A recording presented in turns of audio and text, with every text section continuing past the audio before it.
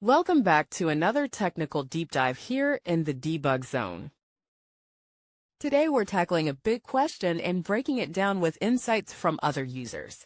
Hopefully this clears up some misconceptions and helps you get the answer you need.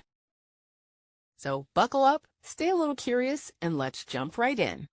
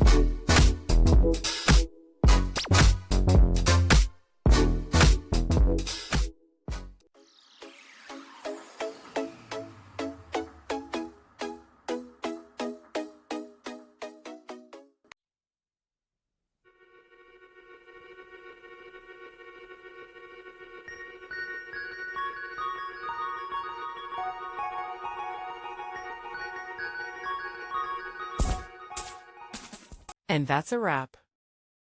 I hope you found the answer you were looking for. If you did, take a second to hit that subscribe button. It really helps out. And let me know in the comments which solution worked best for you. See you next time in the debug zone.